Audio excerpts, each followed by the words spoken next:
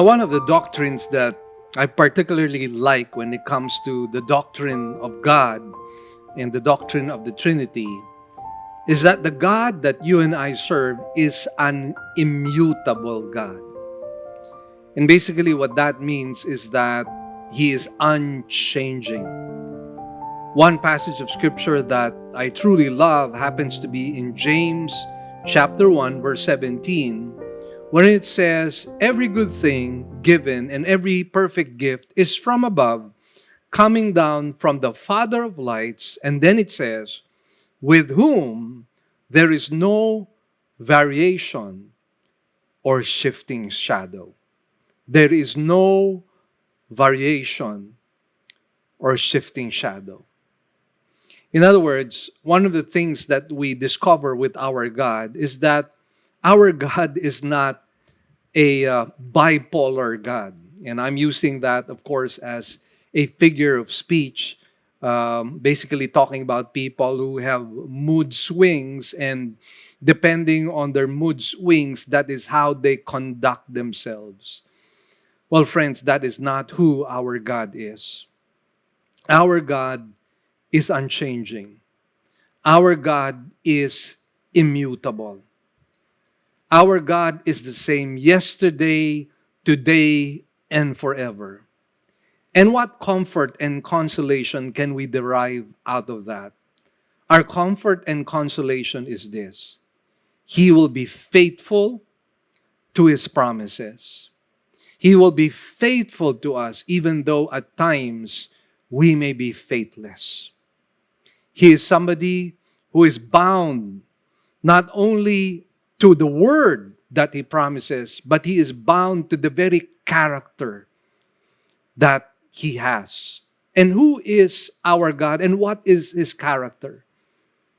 The God that we serve is good, perfectly good, perfectly kind, perfectly compassionate, perfectly faithful. And because of that, this provides stability in our lives. This could be the very anchor of our souls. That is why the Christian faith is a beautiful faith, because it is a faith wherein our souls could be anchored on something that is stable, something that is steady, something that can never ever be shaken. And that is why if we hold fast and cling on to this God, there is no way, friends, that you and I can drift away from the love of God. As the book of Romans chapter 8 says, there is nothing that can separate us from the love of God, neither death, nor principalities, nor angels, nor death, nor any other thing in this present world and the world to come can ever separate us from the love of God. What a great God we serve. And a God like that deserves our praise and our worship. Let our worship be unchanging and unwavering, because our God does not change. Shall we rise, please, from our seats, and let's worship the Lord at this time.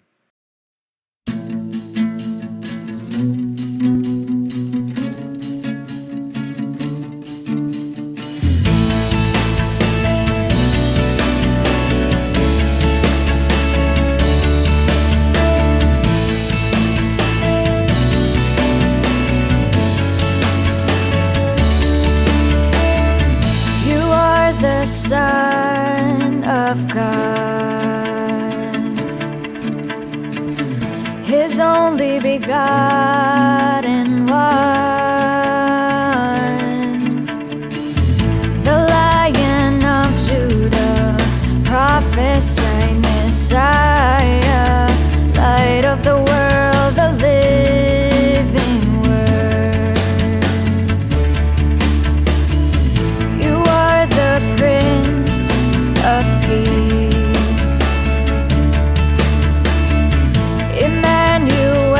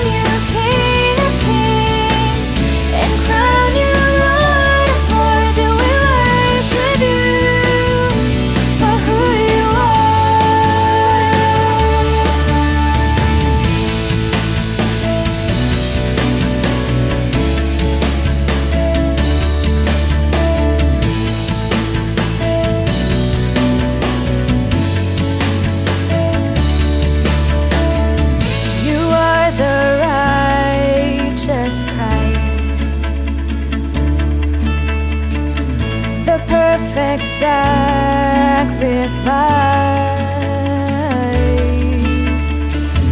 the great high priest, mediator of mercy seat, Savior of the world, our Redeemer. Your name is Jesus, you reign forever, and we worship you for who you are. We crown you King of Kings and crown you Lord of Lords, and we worship you for who you are. Be exalted for who you are. Be exalted for who you are. Be exalted for who you are. Be exalted for who you are. You are the risen one, who was and who is and is to come, the hope of glory, the wisdom of a God and the coming King. Your name is Jesus, you reign forever, and we worship you for who you are. We crown you King of Kings and crown you Lord of Lords, and we worship you for who you are. Oh, we worship you for who you are. And we worship you for who you are.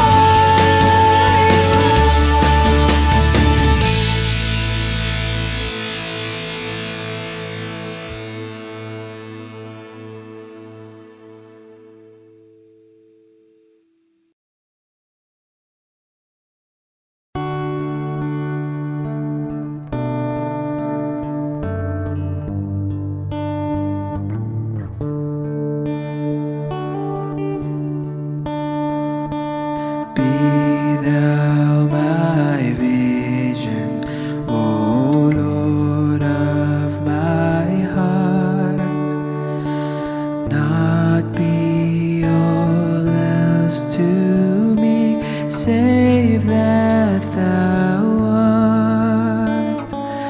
Thou my best thought, by day or by night, waking or sleeping, thy presence my light. Be thou my wisdom, and thou my true word. I ever with thee, and thou with me, Lord. Thou my great Father, and I thy true Son. Thou in me dwelling, and I with thee one.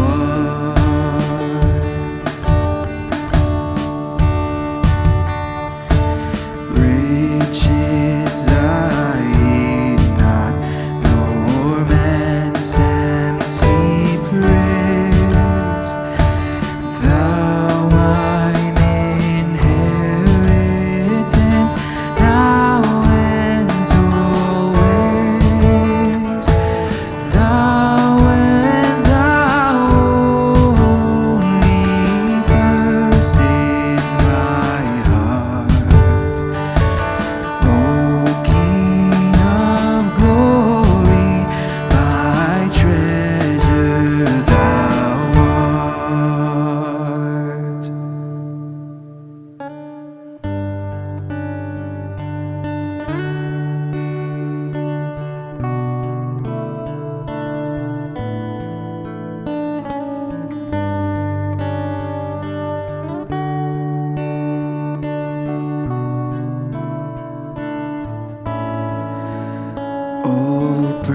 praise be to thee, source of mercy and grace. All praise be to thee, wisdom, power, and thanks. All praise be to thee, for your love never fails. All praise be to thee, the beginning and end. All praise be to thee, source of mercy and grace. All praise be to thee, wisdom, power, and thanks.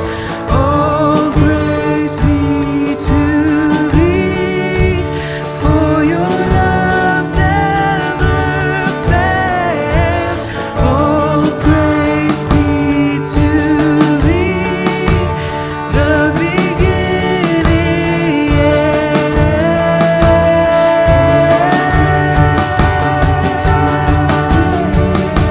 Sons of mercy, praise be to thee, wisdom, power, and thanks. All praise be to thee, for your love never fails.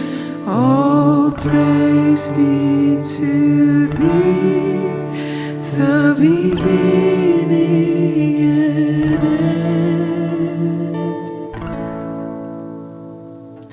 O King of glory, my victory won.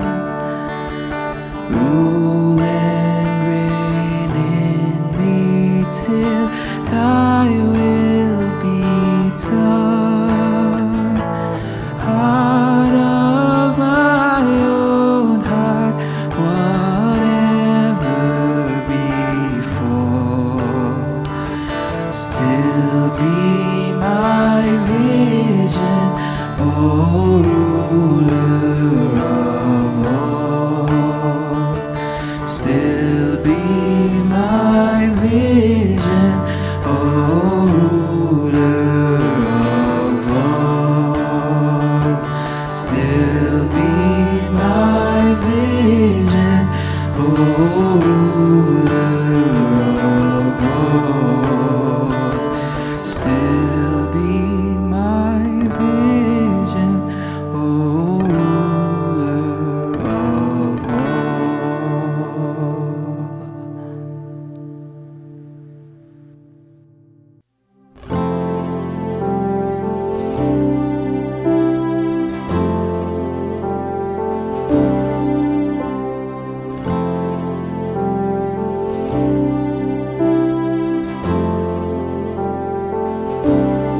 Blessed assurance,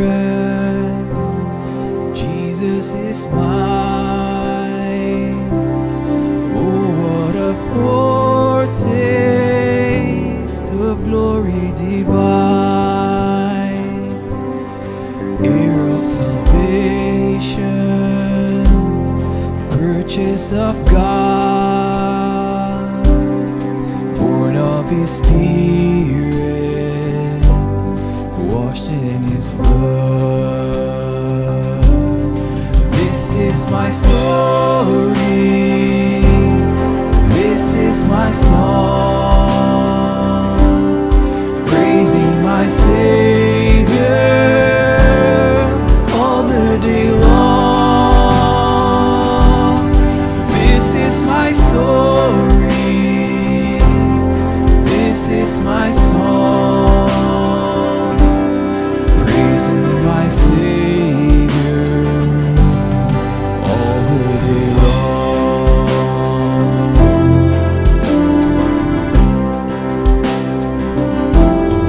Perfect submission, perfect delight.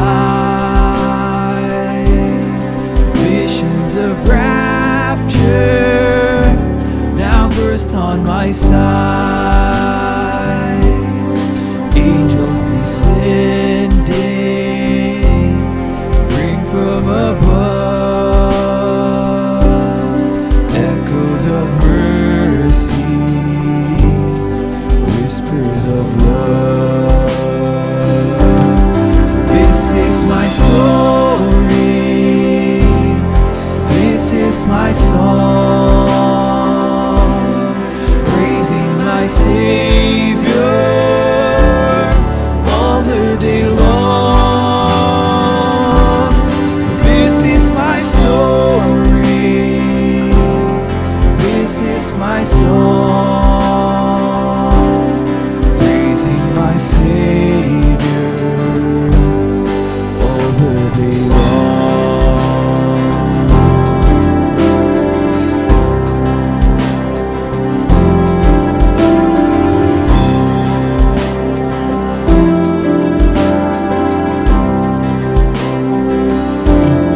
Perfect submission,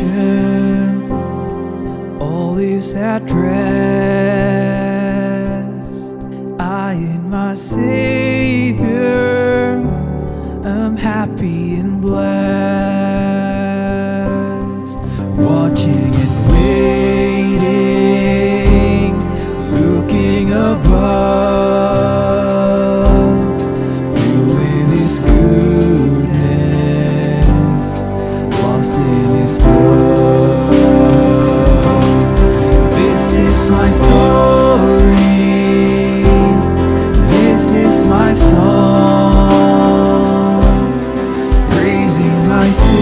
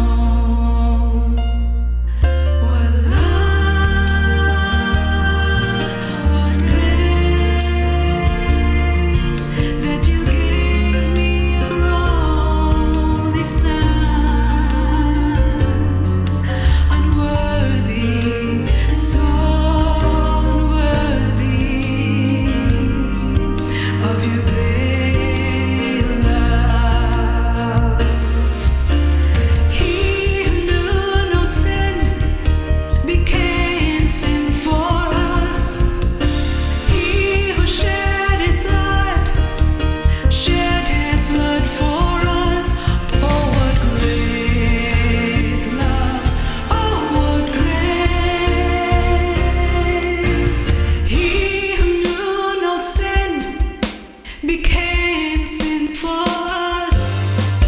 He who shed his blood for us. Oh, what great love! Oh, what grace! What love! What grace that you gave me your only Son, unworthy, so unworthy. What love, what grace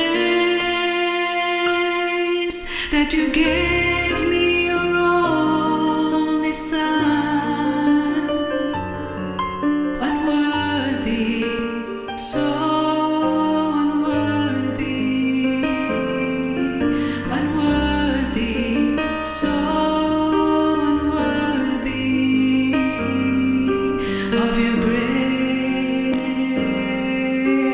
love.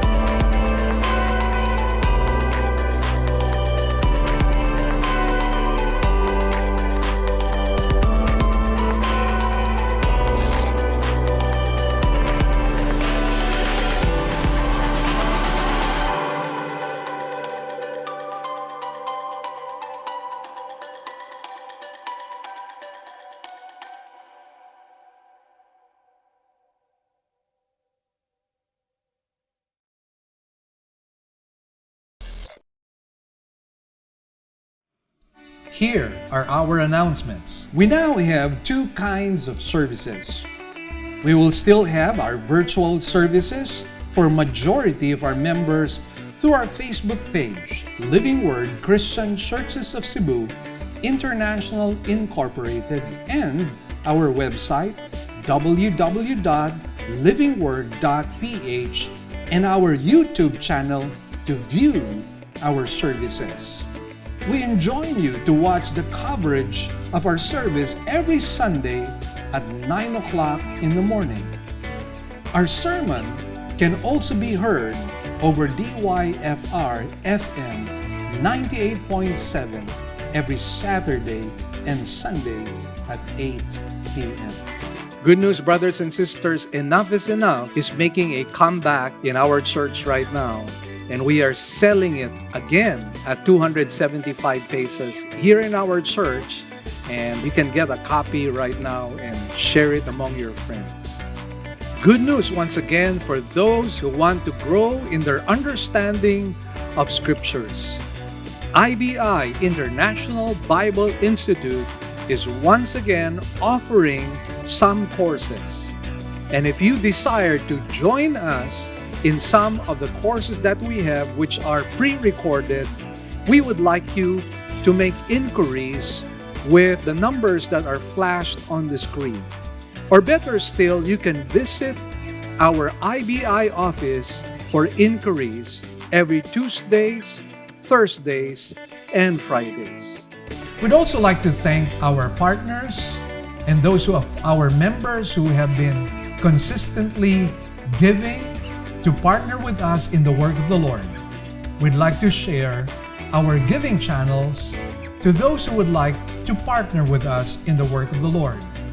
You can deposit your love offerings to the following banks. Banco de Oro. Account name is LWCCCII. The account number is 00100060800. We also have a BPI account. Account name is Living Word Christian Ministries, Cebu Incorporated. Account number is 1021023481. Finally, we have RCBC. Account name is LWCCCII. Account number is 14520052886. You may also send your love offerings and donations online through our website. Go to www.livingword.ph and click Give, and then a dialog box comes out of it. Kindly click on your giving preferences. Thank you, and God bless.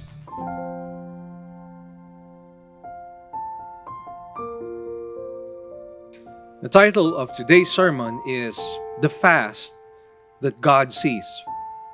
This is part 2 of a 2-part sermon series. We will take our text once again from Matthew 6:16 to 18. Shall we rise from our seats and let's read the following passage. Whenever you fast, do not put on a gloomy face as the hypocrites do, for they neglect their appearance so that they will be noticed by men when they are fasting. Truly I say to you, they have their reward in full.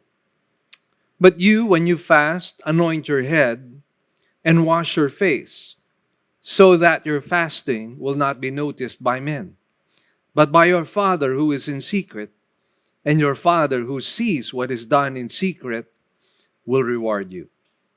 Shall we bow our heads in prayer at this time? Heavenly Father, once again we come before you and we humble ourselves, knowing that you are the supreme being, the holiest of all. And we come before you, Lord, in humble submission and consecration. We seek your face, O God, today, that you might minister to us and that you might teach us your ways. Help us, Lord, to be obedient to everything that you communicate to us. I pray for myself, Lord, that I might be able to speak your word in a succinct manner so that your people might be edified and that your people might follow your ways. Lord, whatever is going to be achieved today, we will give you back the glory, the praises, and the thanks. In Jesus' blessed name we pray. Amen and amen. Once again, we are still in the subject matter of fasting and prayer. In our initial study, in our part 1 study, what we did was to talk about the what and the why of fasting. And today, what I would like to discuss with you is the how of fasting and prayer. Now, one of the things that I mentioned in our previous sermon is that fasting seems to be a lost heritage in this 21st century. And I feel that is rather unfortunate because from fasting, we are able to derive power. Power not only for living, but power for evangelism, empowering of the church as well. And so there are many things that we lose when we fail to somehow go through the discipline of fasting and prayer. And that is why I pray that this short series that we have on fasting and prayer might somehow encourage you to go back to that spiritual discipline. We do not have to go on a prolonged fast of 7 days or 21 days or 40 days. All we need to do probably is to sacrifice a meal or two. And I believe that that will go a long, long way in producing lasting effects in our lives, in our church, in our community, as well as our nation. Jesus himself spoke about the efficacy of prayer when he said in this passage, "Your Father who sees what is done in secret will reward you." That phrase, "will reward you," is a guarantee and an assurance that God sees and hears what we pray for when we fast. And that is why this is somehow a good motivation on our part to get into fasting and prayer. Now, having said that, we also need to understand that there is a proper way to fast and an improper way to fast. And of course, our desire is that we be able to fast in a right way, because that is the kind of fasting that God hears and God blesses.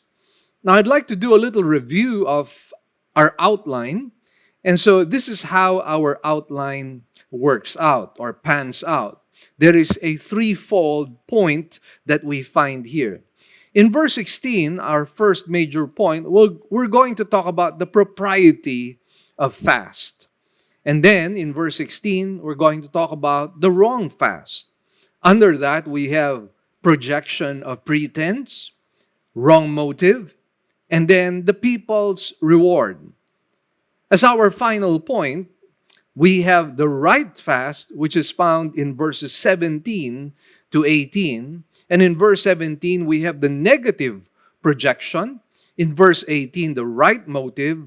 And in verse 18, God's reward. So I'd like us to begin right now, and let's talk about the propriety of the fast. And we find this, of course, in verse 16. Now, verse 16 reads, "Whenever you fast."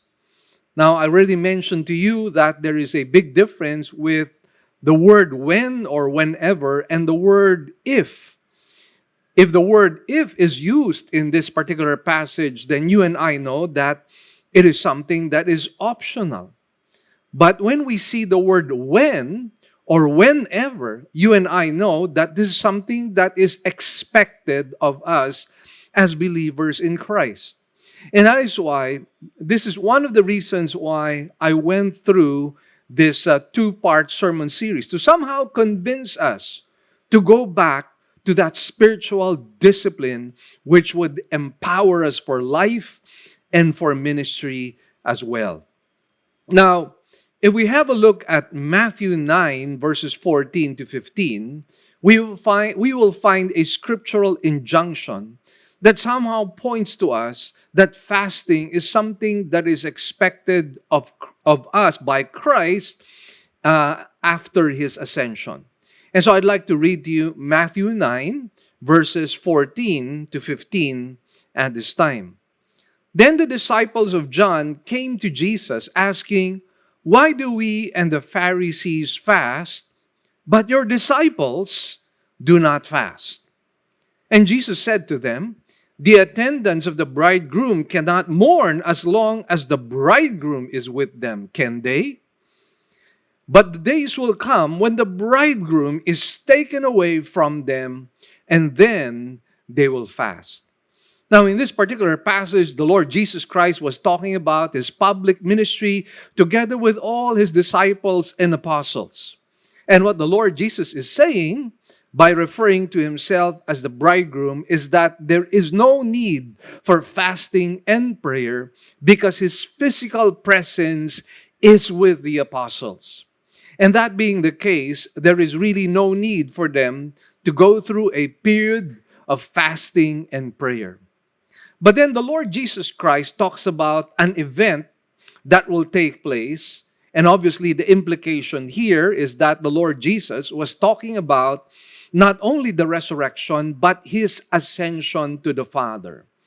And based on what Jesus is saying, he is saying that when the ascension takes place, when my presence, when my physical presence is no longer with the disciples, then there is now a need to go through a period of fasting and prayer. Now, obviously, we are in those times. The Lord Jesus Christ has ascended on high. He is seated at the right hand of the Father. And now is a time when the bridegroom is no longer present with us. So what should we now do? Well, according to what Jesus is saying, he is expecting us to fast and pray. And again, it is not such a big sacrifice.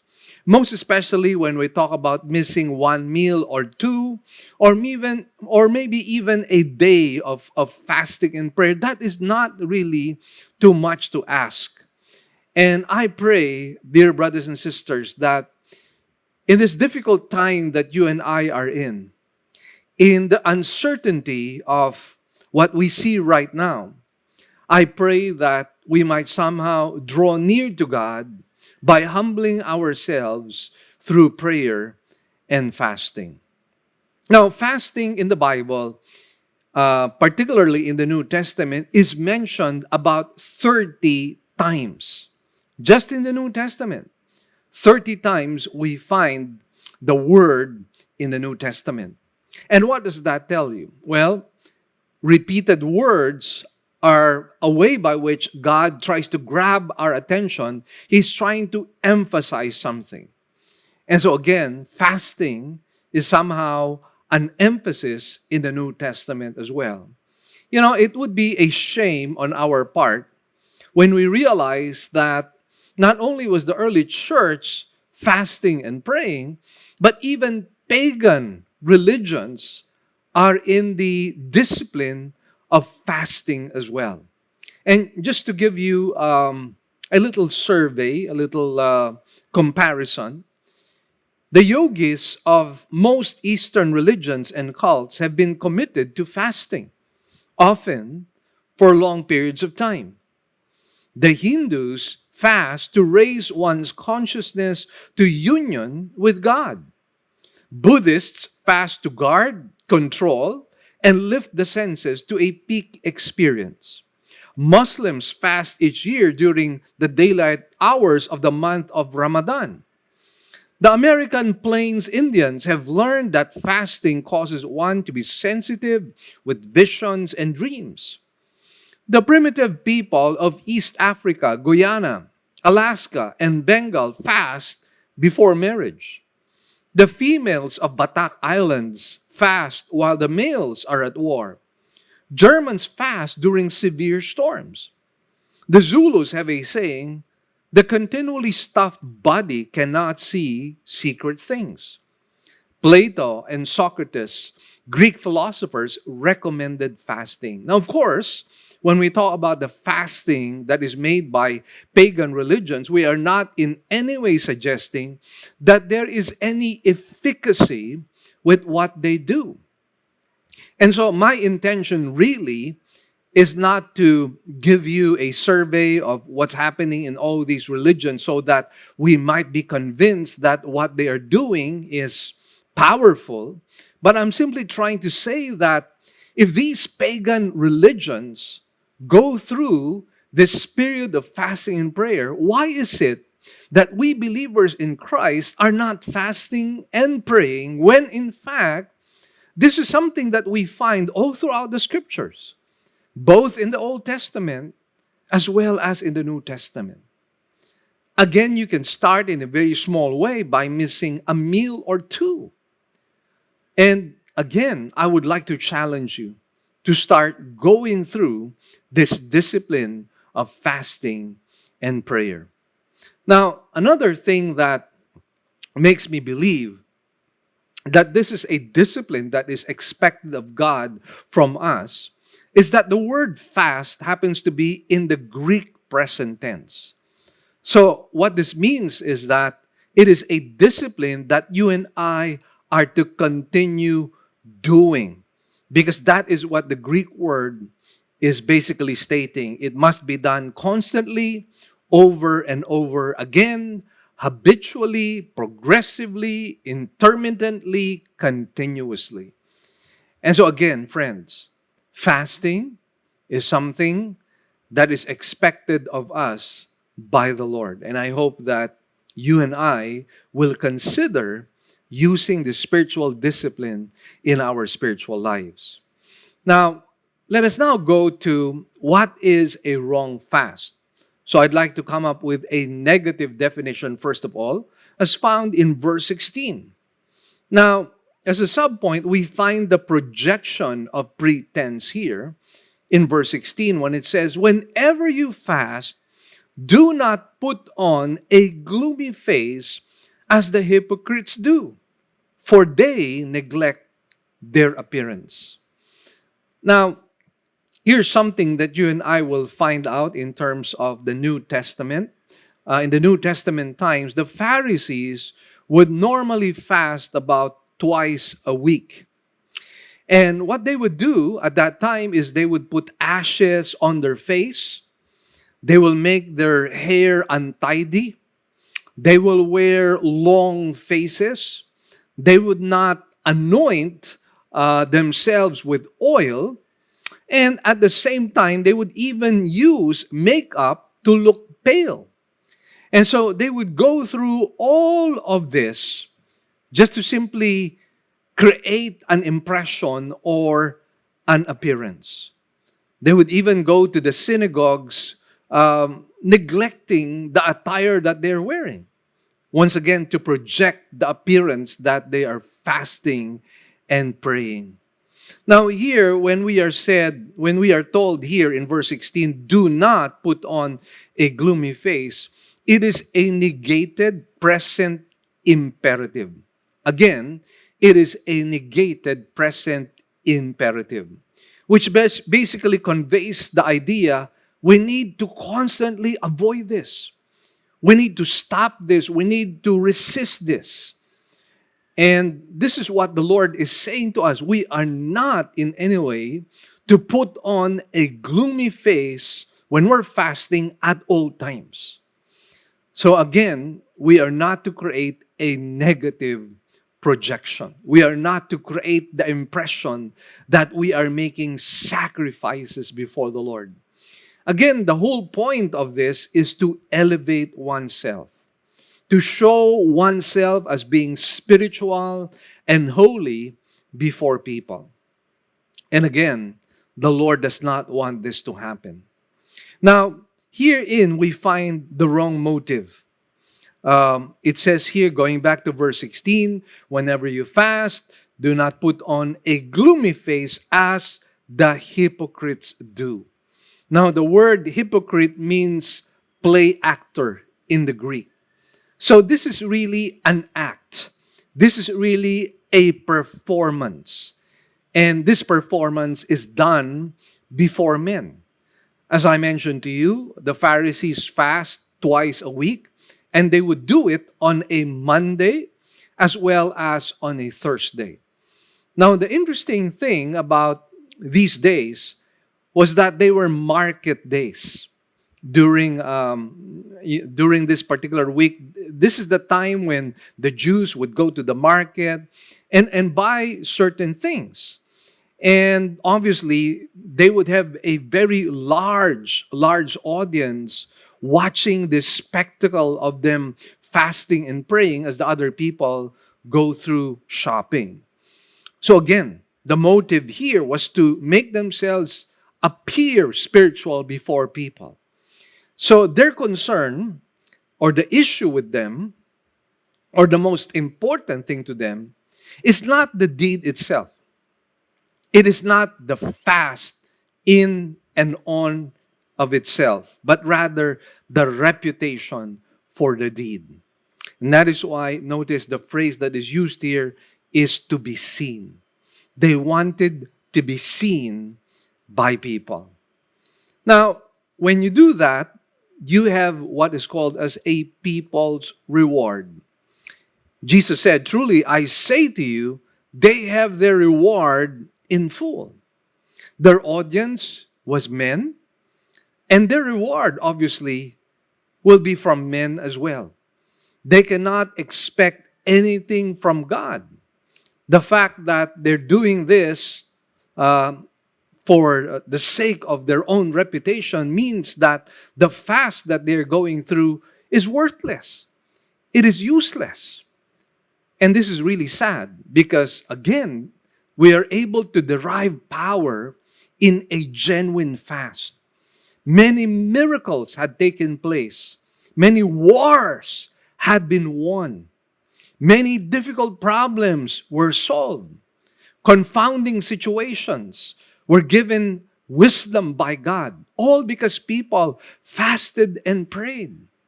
And this is something that we have seen all throughout the Old Testament and the New Testament. As the book of Hebrews tells, we have a cloud of witnesses. We have so many examples and illustrations and narratives that tell us of the power of prayer and fasting. And that is why, again, this is something that I believe you and I should continue practicing. Most especially nowadays, we're going through very, very difficult times. Our national security is at stake. The health of the major populace is at risk as well. Many businesses are closing down. Some of our friends and our relatives are dying, either directly or indirectly because of COVID-19. And God is waiting upon us. He is waiting upon us to be serious. He is waiting upon us to show some passion. He is waiting upon us to show some fire and zealousness. And I believe this is the time and the season wherein we should fast and pray. This is not the time for apathy. This is not the time for indifference. This is not the time for complacency. This is the time for us to really seek the face of God with all of our hearts. And the Bible promises that if we seek Him with all of our hearts, we shall find Him. So let's talk about the right fast in verses 17 to 18. And let's talk about the negative projection first of all. In verse 17, it says, "But you, when you fast, anoint your head and wash your face." Now, are we supposed to apply this literally? Are we supposed to anoint our heads with oil? Are we supposed to wash our faces when you and I fast and pray? Does the Lord Jesus Christ intend for us to apply this literally? Again, as I have mentioned to you in our many sermons on the Sermon on the Mount, we have seen that these things were not really intended to be applied literally. Jesus is really more concerned about the spirit rather than the letter of the law. And of course, when you talk about anointing oneself with oil, the oil that is being mentioned here was a common cosmetic, often scented and used partly as perfume. So what is the point really of the Lord Jesus Christ? I think the whole point is this, that when you and I are fasting and praying, we are to appear normal before people. Because on a normal day, obviously, we would wash our faces. I mean, we would even take a bath, of course, because we want to smell good. In many cases, of course, we often use perfume, most especially during special occasions. The whole point of Jesus Christ here is that we must appear normal before people. That we are not really making any sacrifices, that we are not really fasting and praying. The whole point really is that we are not to try and create a positive impression of ourselves, making ourselves appear spiritual so that people might put us on a pedestal, so that you and I might be exalted. The root of what the Pharisees were doing was really their own egos, their own pride, their own superiority complex. And they wanted it to be on display for everybody to notice, so that people might see them as somebody who should be exalted, somebody who should be put on a pedestal. Again, that should not be the motive that we are to create. Now, what is the right motive? We find the right motive in verse 18. It says, so that your fasting will not be noticed by men, but by your Father who is in secret. Now, what does this tell us? That fasting is a matter between the disciple and God Himself. It was a matter between the disciple and God Himself. And in truth, here's where we see that when it comes to our spiritual lives, there is such a thing as private practice. There's such a thing as something that we need to do only in the very presence of God. And one of those would be this concept of fasting before the Lord. Now, obviously, when we do a congregational prayer and fasting, that is something that is public. But in that case, nobody's trying to outdo each other or compete with each other, because everybody is fasting after all. The one that Jesus is very much against is the one that seeks to elevate oneself. And this is what we see, and this is what the Lord Jesus saw with the Pharisees of His time. Man is never included in the equation when it comes to private spiritual matters such as this. And that is why even in the Old Testament, we find that the Lord was chiding the people of Israel, the Jews. Why? Because oftentimes their fasting was not according to the will of God. Oftentimes it was done as a matter of rote. It was done as a matter of tradition. It was done probably just like the Pharisees, so that they could somehow display their perceived spirituality before people. And that is why oftentimes the Lord would chide them and even ask them, is this a fast that you are doing for me? And one particular example would be Zechariah chapter 7, verse 5, wherein the Lord says, say to all the people of the land and to the priests, when you fasted and mourned in the 5th and 7th months, these 70 years, was it actually for me that you fasted? And I believe the Lord could say the same thing to the Pharisees. Was it actually for me that you fasted? And again, let us challenge ourselves. We owe the Lord a debt of love and a debt of gratitude. And that is why the book of Hebrews talks about the fact that we should endure in this life as we have seen the Lord persevere through all the sufferings that He had gone through. And the Lord Jesus Christ serves as an example to us. He has done great things for us. He died on the cross and paid the penalty of our sins. And because of that, what is a little sacrifice here and there? I mentioned to you last time around that the Christian life is not supposed to be an easy, indifferent, apathetic, complacent kind of life which promotes laziness. No. Christianity promotes zealousness. Christianity promotes passion. Christianity promotes fire, consecration, dedication, humility, faithfulness. This is what Christianity promotes.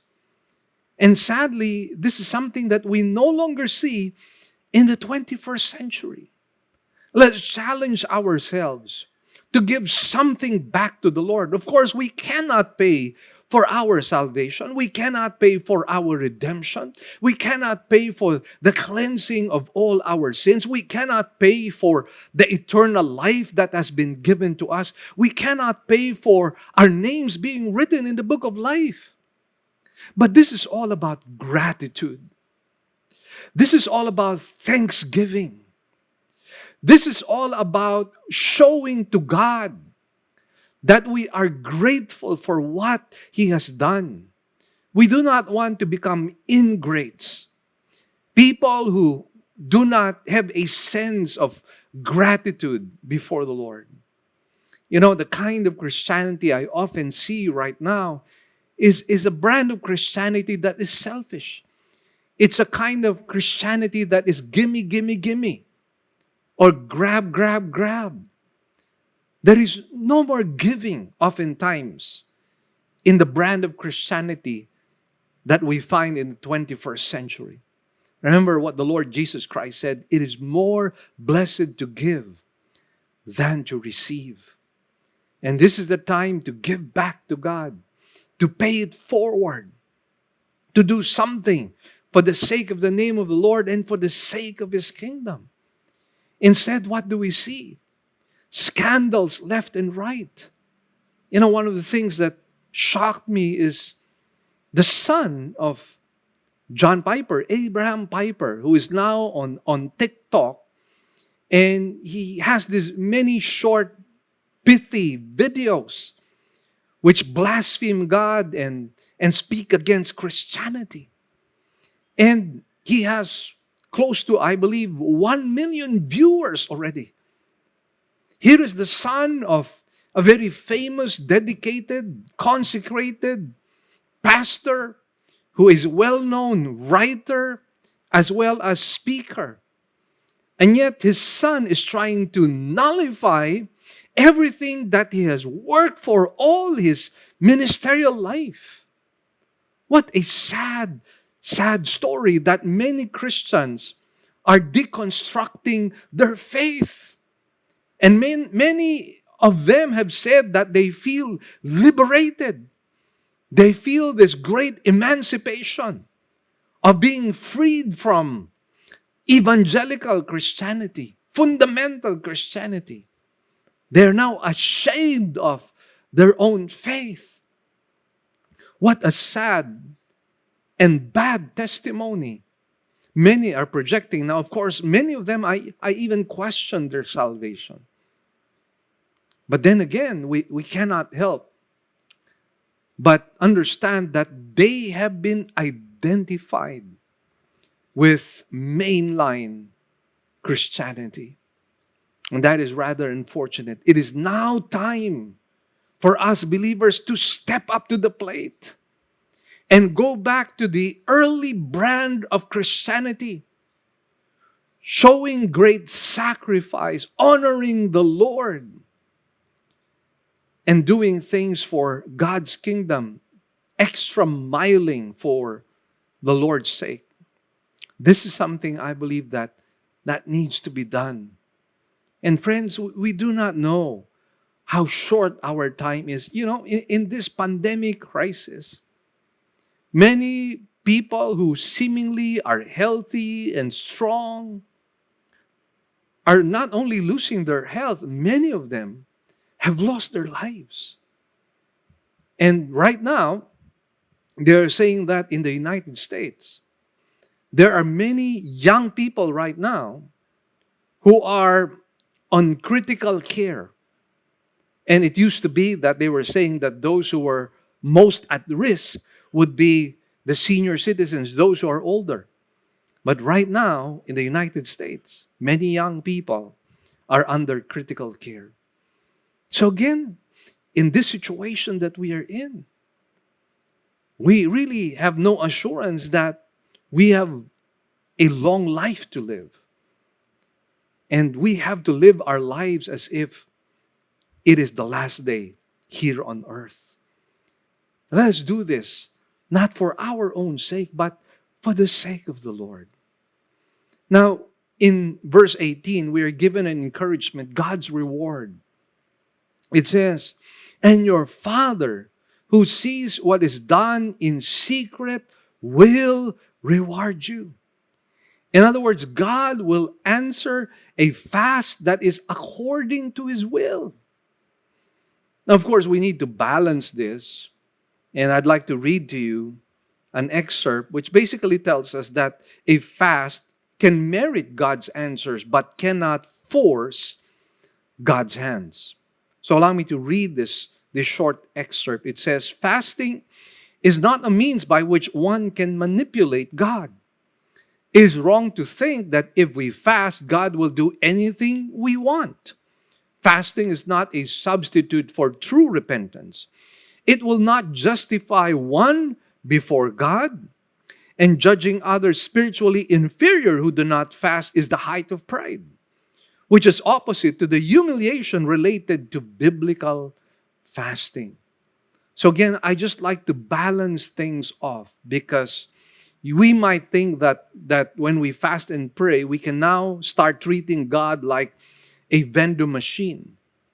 We simply push our prayer petitions towards heaven, and because we fasted and prayed, we know or we believe that God will answer our prayers. Now, understand that the fasting and prayer that God will answer is the one that is according to His will. If our prayers are not according to the will of God, if our prayers are selfish, if our prayers are hypocritical, if our prayers do not relate to God's kingdom and God's name, then probably we cannot expect any answer whatsoever with God. So again, we need to make sure about the will of God. And what better way to know the will of God but to study the Word of God? When we study the Word of God, it will help us understand what God's will is. Now, a second point I'd like to bring before you is that a fast can have an immediate effect, but likewise, it can also have a long-range effect. And what that means is this: when we fast and pray, it doesn't mean that tomorrow you already have an answer. The answer might be forthcoming in a week's time, in a month's time, maybe in a year's time, or in years to come. The important point is that we have done the will of God. The important point is that we have sought His face. We have exercised this spiritual discipline which He expects of us.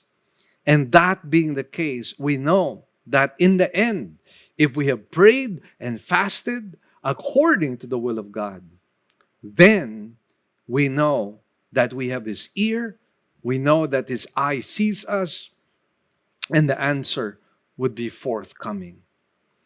Now, in conclusion, I just like to say that there is no power in fake spirituality. Let me say it once again.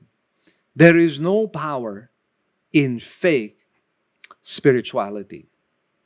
In 2 Timothy chapter 3, verses 1 to 5, it says here, "But realize this, that in the last days difficult times will come.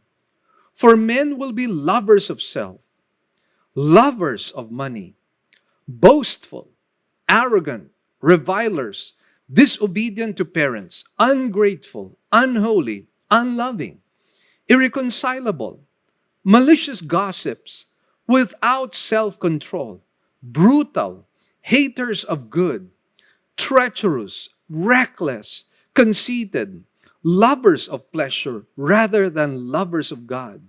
Now watch verse 5. "Holding to a form of godliness, although they have denied its power." So reading this particular passage is just like reading the newspapers today. This is exactly what you and I find. We are not just in the last days, we are in the last of the last days. And again, we see everything here that we see around us. People who are lovers of self, lovers of money, boastful, arrogant, so on and so forth. And then it speaks about people holding on to a form of godliness. I mean, if you still do a survey nowadays, I believe that majority of the populations all over the world would still consider themselves as religious. Many of the people in the world would still probably consider themselves as spiritual, because they still probably go to their respective churches. They still probably do their own spiritual disciplines. And this is what probably people think. And even in our own country, if we do a survey, we would say that spirituality seems to be very strong. Religiosity seems to be very strong in our country. But you know what? Christianity, as Paul would say, does not consist of words, but it consists of power. It consists of power for living. When a person has the indwelling presence of God through the Holy Spirit, his life is empowered. As the Bible says, if any man is in Christ, he is a new creation. The old things have passed away, the new has come. And people who have the Lord are empowered by God to live a supernatural life. A life that goes against the flesh. A life that is lived in the power of the Spirit. A life that has the fruit of the Spirit: love, joy, peace, patience, faithfulness, goodness, gentleness, self-control, patience. All of these things are present in an empowered life. And that is why this is what the Lord was looking for. Because during his time, spirituality was merely a form. It was merely external. It was merely a facade. It was merely a play act. There was no reality and no genuineness. And that is why I'd like to challenge you, brothers and sisters. Let the brand of Christianity that you and I have, may it not be fake. May it be true, may it be powerful, may it be genuine. Because that is what true spirituality is all about. True spirituality is able not only to change families, it's able to change communities, it's able to change a city, a province, and even an entire nation. That is the kind and brand of spirituality that we saw with John Wesley and George Whitefield. That is the brand of Christianity that we have seen with the Reformers. It is a brand of Christianity that is powerful. And in ending, I just like to quote to you 2 Timothy chapter 2, verses 20 to 21. It says, "Now in the large house, there are not only gold and silver vessels, but also vessels of wood and of earthenware, and some to honor, and some to dishonor. Therefore, if anyone cleanses himself from these things, he will be a vessel for honor, sanctified, useful to the master, prepared for every good work." And this is what we want. We want to be useful for the master. We want to be prepared for every good work. We want to be empowered for life and ministry. And that is what happens when what we practice is genuine. When the kind of fast that we perform is the kind of fast according to the will of God, led by the Spirit of God, following the spirit and the letter of the Scriptures. This is the kind of fast that will truly bring down and pull down the strongholds that are present in our lives. Let us remember this, that the weapons that God has given to us are not carnal, but they are spiritual, and they are powerful for the pulling down of strongholds. Let us remember that we are in a spiritual war. Paul himself said in Ephesians, our battle is not against flesh and blood, but against rulers, powers, and principalities in the heavenly places. Let me tell you, dear brothers and sisters, the devil and his forces are committed, and they're working very hard to destroy us. What are we doing about this?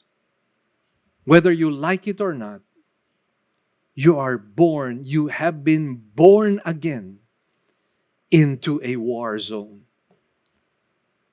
And whether you like it or not, you can be a casualty of this war, or you can be a victor in this war. Many have fallen and many have become casualties. And great collateral damage has been done in Christendom. It has made our work as ministers of God very difficult. And that is why I plead before you.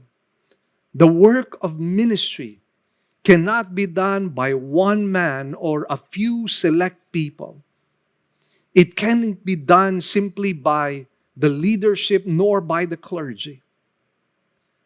The power of early Christianity was that each and every member was participating and doing their part, their work, and their calling under God. And it was creating a tremendous impact upon the entire world. As a testimony, the Bible says that the work of the Christians at that time turned the world upside down. And I pray that is the brand of Christianity you and I will have. Again, let me challenge you. Please fast and pray, maybe once a week, maybe a meal or two. And that will go a long, long way in producing powerful effects, powerful ripples that in the end will affect not only our generation, but hopefully even the next generation. Shall we bow our heads in prayer at this time? Our Heavenly Father, we thank you and bless you for this blessed time. Oh God, you are an almighty, all-powerful, and all-knowing God. And you know, Lord, that if what we do is genuine or not. And our prayer, Lord, is that you might truly bring conviction and repentance upon our hearts, so that genuine zealousness and genuine fire and passion might be found in us. And Lord, help us to exercise this spiritual discipline which you expect of each and every believer. Lord, even just a meal or two. I pray, Lord, that we will learn how to sacrifice. We will learn how to die to ourselves, even with just something as simple as a breakfast or lunch. Have mercy, Lord, upon us, that your grace might overflow and abound in our country. Lord, we seek your face. In Jesus' blessed name we pray. Amen and amen. Praise the Lord, brothers and sisters. Once again, it's been a very wonderful Sunday morning. We truly enjoyed being with each other, although virtually. And I just like to make mention of the fact that if you like this video content, we would like you to subscribe to our Facebook page and our YouTube channel. Please like and subscribe so that you would get updates from us. So once again, thank you so much, and please hold on. We have a very wonderful video coming up for us, coming from one of our members in the United Kingdom, a young man, age 15 years old, and he would like to promote more than enough. What he has to say is great words of wisdom. So my team, my wife, Marie, and my son, AJ, would like to say hi and goodbye. God bless you all. Hello, my brothers and sisters in Christ all around the world. My name is Jarek Husey. I am 15 years old and I live in the UK with my mom, my dad, and my younger brother. Today I'd like to talk about Pastor Mel's book, which came out a while ago, but better late than never. It's called More Than Enough. And I'd also like to talk about why I think you should read it. The you in this case is to the youth like me. Because I noticed that a lot of people that read Pastor Mel's books tend to be adults. And I think that the themes in this book are relevant not only to the grown-up audiences, but also to the younger ones like me. Because this book has taught me a lot of things, and I think it can teach others my age as well. I think that our Christian life isn't exclusive only to when we grow up. As we are growing, we should also fill our hearts and our minds with the Word of God. And I think that the youth should read this book so that they can understand how to conquer their personal trials. There are 3 reasons why I think this. The first reason I think you should read this book is because it contains relatable experiences.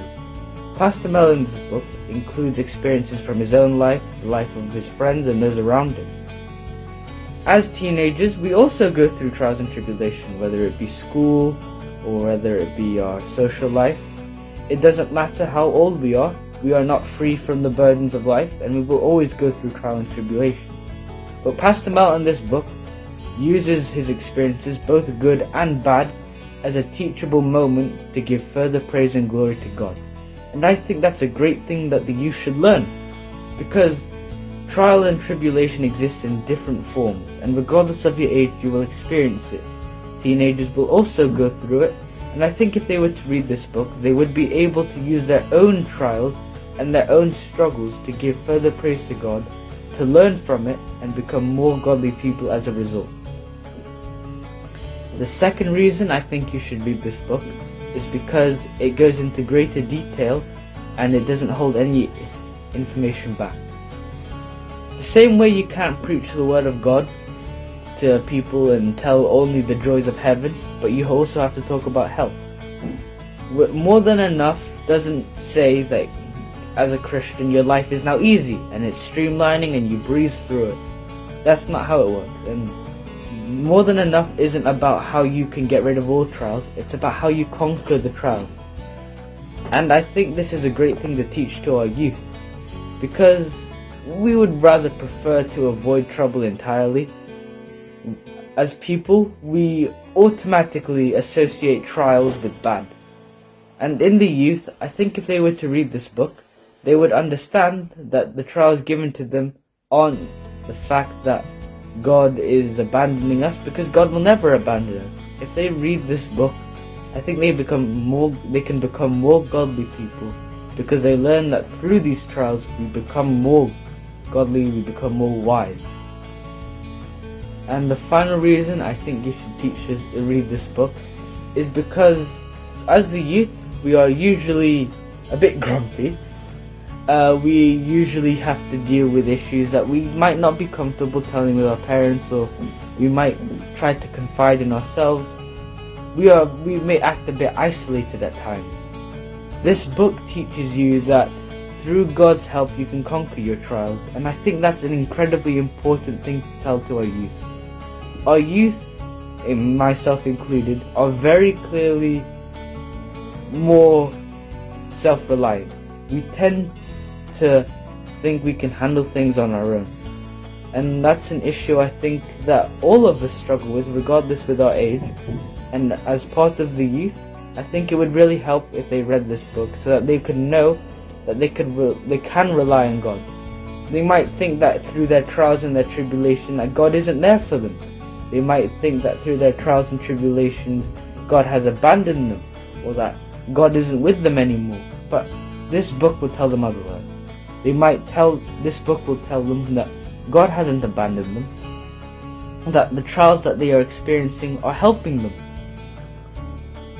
Our youth could really use this because they can learn that God hasn't abandoned them at all. And in a time where we might feel scared, in a time we may feel like God isn't there for us anymore, it would really help to know that He has never abandoned us. He never will abandon us. And through the trials we are experiencing right now, we draw closer to. Thank you for watching. All praise and glory to God, and I thank you. I thank the Lord for everything that He has done for me. Goodbye. Thank you.